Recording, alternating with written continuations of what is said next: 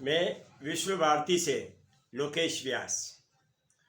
दोस्तों नमस्ते। दोस्तों, जब जहाज डूबने लगता है तो सबसे पहले उसमें से चूहे भागते हैं। ये एक बहुत पुरानी कहावत है जिसमें आप और हम सब परिचित हैं। दोस्तों, 27 फरवरी को राज्यसभा के चुनाव होने जा रहे हैं। इन राज्यसभा के चुनावों में सबसे बड़ा महत्व तो ये है कि अगर कांग्रेस अपनी निर्धारित संख्या में कैंडिडेट नहीं जीत पाते हैं तो एक साइकोलॉजिकली, एक मनोवैज्ञानिक रूप से बहुत बुरा प्रभाव पड़ेगा और इसका लोकसभा चुनाव में भी प्रभाव आएगा। दोस्तों, सबसे पहले हम बात कर लेते हैं उत्तर प्रदेश की। उत्तर प्रदेश में जो 10 राज्यसभा के सदस्य चुने जाने हैं उसमें से 7 सीटें बीजेपी की जीतेगी और 3 सीट समाजवादी पार्टी। संख्या के आधार पर मैं ये बात बता रहा हूँ। लेकिन अभी जो इन दिनों में समाजवादी पार्टी में जो विद्रोह के स्वर उभरे हैं, उन स्वर को देखते हुए भारतीय जनता पार्टी ने संजय सेठ को अपना 8वां उम्मीदवार घोषित कर दिया है। संजय सेठ किसी ज़माने में मुलायम सिंह यादव के खास आदमी हुआ करते थे।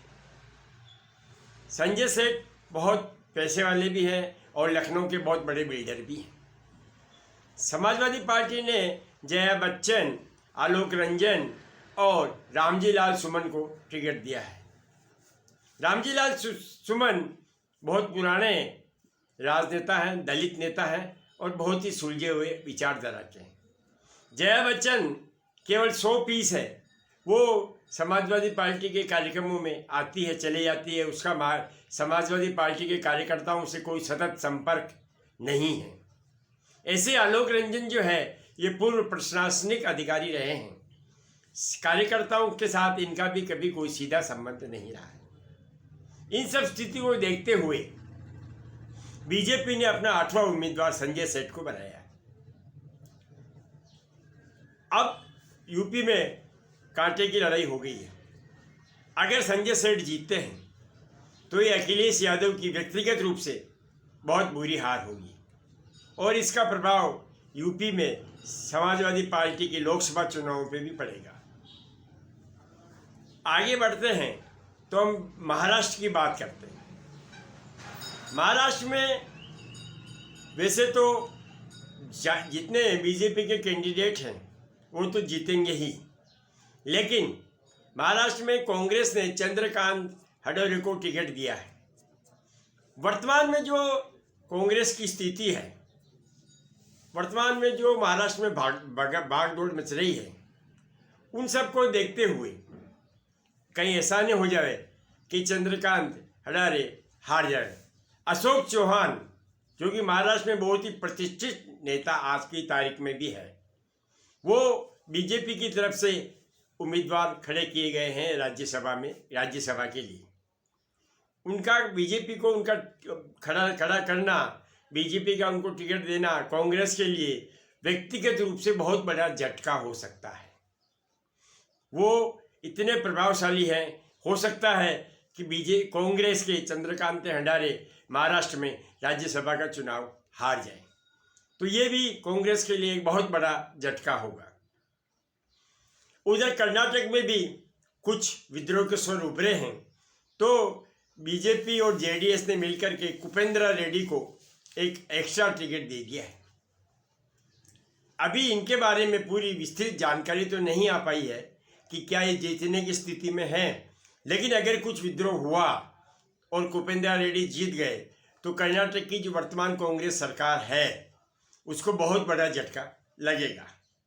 उधर हिमाचल में ऐसा लग रहा था कि कांग्रेस आराम से जीत जाएगी, कोई दिक्कत नहीं आएगी कांग्रेस को सीटें निकालने में, लेकिन बीजेपी ने हर्ष महाजन को टिकट दिया है।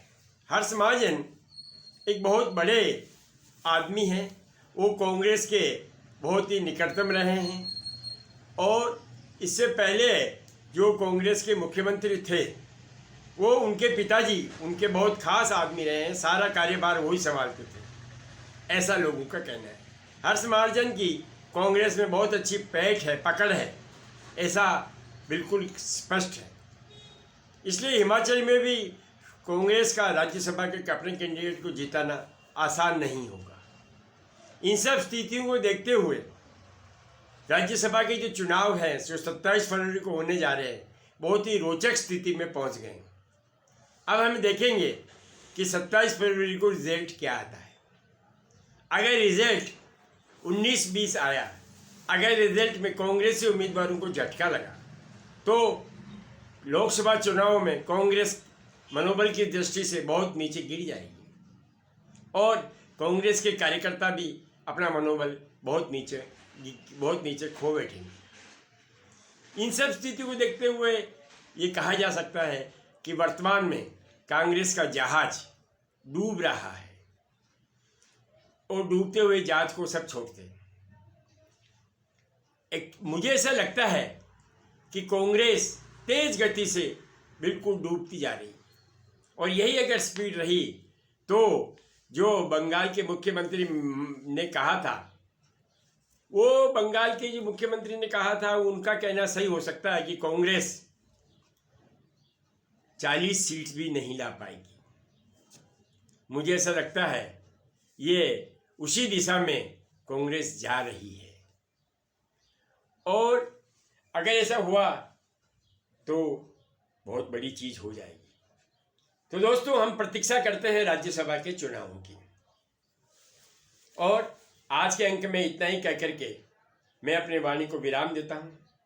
आपसे निवेदन करता हूं कि आपको मेरा ये वीडियो पसंद आता हो तो आप इसे लाइक करें, सब्सक्राइब करें और शेयर अवश्य करें। नमस्ते, जय श्री राम।